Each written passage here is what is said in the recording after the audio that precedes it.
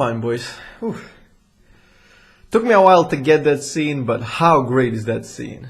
Oh my god. It's probably my favorite visual scene in the entire movie, and it's done so brilliantly. The camera angle is amazing. When it turns around, the crowd cheering goes like louder, and it's even better. It's just, you can feel the impact, and it sums up pretty much the entire movie.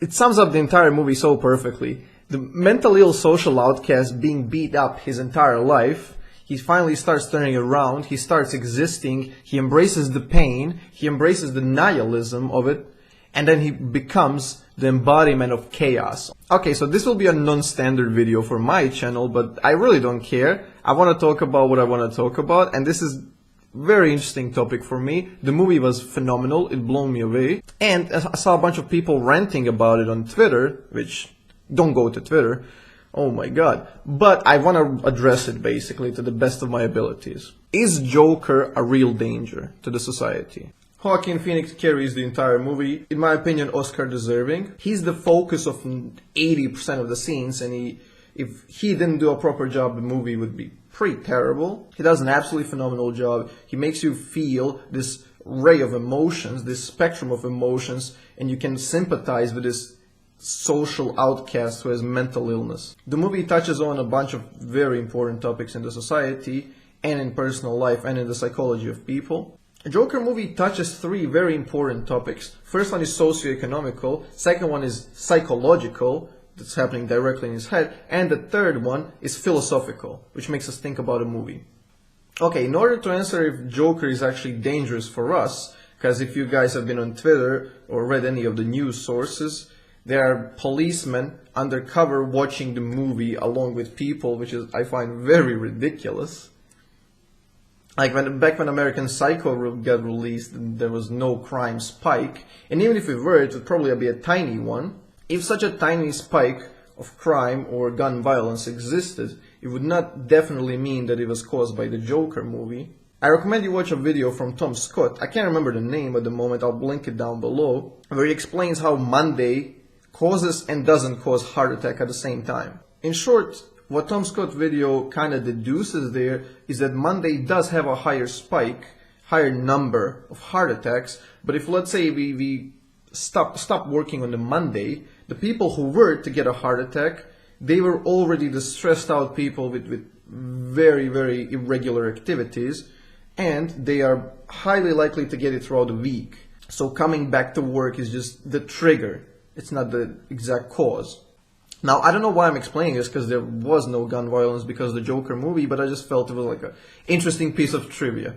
And how statistics can be used in a weird way to prove one's agenda, and we have to learn how to read the statistics properly. Judging from the perspective we touched on earlier, you would say that the movie Joker is not a danger to society. How could it be? To answer that, basically, we have to answer why does Joker, or Arthur Fleck at the time, killing 3 random employees of Wayne Industries, why does that trigger an avalanche of weird events? Throughout the movie, we're given a bunch of hints of how the Gotham City is very destabilized. A few streams ago, we got onto this topic and we talked about it. It's called the Gini coefficient, which, if you guys don't know, is basically the dispersion of wealth in any sort of society, a village, a city, a country, entire continent, how well distributed the wealth is. So basically at 0 Gini coefficient, there's perfect equality, which will never happen, let's be real. Now, the higher the Gini coefficient is, that means that there's more difference between the top class and the lower class, which means there's lack of middle class. Now, why is Gini coefficient very important is because it's directly proportional to the aggression that's happening in that specific area, which means the bigger the difference among people within the hierarchy, and the less likelihood of moving up and down the hierarchy causes more aggression, especially among males. And if we apply that real life stat to Gotham City, it would go through the roof. We're given a bunch of hints in Gotham City how there's just a bunch of fat cats up there having pretty much all the wealth, and there's the clowns, the people who are struggling. So that tells us the society is extremely destabilized, and just a little bit of a spark can actually ignite the entire revolution. So unless your society is extremely destabilized and has an insane Gini coefficient, which Gotham City is probably through the roof, there shouldn't be anything to worry about. There will not be riots in your street tonight. So that is basically the first aspect of the movie, which is socioeconomic. The other two are psychological and philosophical aspects. Psychological part of the movie is very well done because it makes us see how Arthur sees the world, or the Joker. The entire movie is shot in such a way that we are looking through his lens, so we can even more empathize with Arthur, and we can see everything, even his hallucinations. This movie does a wonderful job of explaining what it's like to live with a severe condition, severe mental illness. And it's an extremely deep dive into his psyche and the development of his psyche throughout the movie, and it makes us absolutely understand him, which is the scary part. Now, again, a lot of people have said about this movie that it's very violent and dangerous to the society, and why? Now, Chris Stuckman talks about the gore in the movie and the actual blood and how the movie is not very violent, but I think he misses the point. What people are generally referring to as the earlier thing I've mentioned is basically like a bullet that starts the drop of society, that turns everything to chaos. That's probably the concern among the Twitter folk. And the second danger is the one that's internal, is us actually being able to empathize with this character who becomes a mass murderer. Now, a lot of people in 21st century have forgot about our roots, have forgot about how violent we are and how beast-like we are actually. We're nowhere near these transcendent beings that we like to think we are. Most of the people watching the movie think that they would never do such a thing, which is absolutely incorrect. A man with nothing to lose and brought to the edge is extremely dangerous. That is also one of the reasons why I love the killing joke. It does an incredible philosophy over that one. I think a lot of people don't enjoy that this movie can depict such a character that you can empathize with, that you can even feel bad for, go that crazy, turn into absolute chaos. They never like imagining themselves in those kinds of scenarios. Now, I think that's a very prolific thing to think about, right? As we all know, if you're never put in a bad spot, you can never be truly good. Without danger and strength, there is no virtue. Now, I recommend you guys to listen to Jordan Peterson on this because he's way smarter than me and has done way more research. Check out his lectures on how people are actually pushed to do the most vile things that they can never imagine. Now, the third part of the movie is the philosophical side. At the end of the movie, Joker becomes this suicidal, nihilistic character who doesn't care about anything in the world, and he just does things for the sake of doing them. He is chaos. A very fitting description, and we can draw a nice parallel with this, is the Honkler that recently appeared and actually represents nihilism. That this is a clown world and nothing matters. Which a lot of people will say it's dangerous, but I think it's actually the opposite. This movie shows us what happens when society becomes nihilistic. We need some value of structure. We need to seek meaning from something so we don't fall into the rioting nihilism.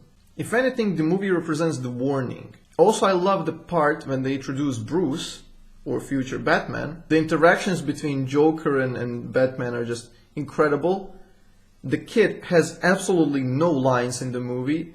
It says nothing and it shows no emotion at all. Now, I found it very intriguing because the brilliance of Batman comic books is that Batman and Joker are kind of two halves of the coin, which reminds you of Taoism, which is order and chaos. Now, Batman's parents get killed in front of him, and he shows kind of no emotion. He just gets a little bit of a kickback. Now, that leads me to believe that Batman is actually either a psychopath or more likely a sociopath, which makes him very dangerous. Except that he channels his danger in a very different way than Joker does.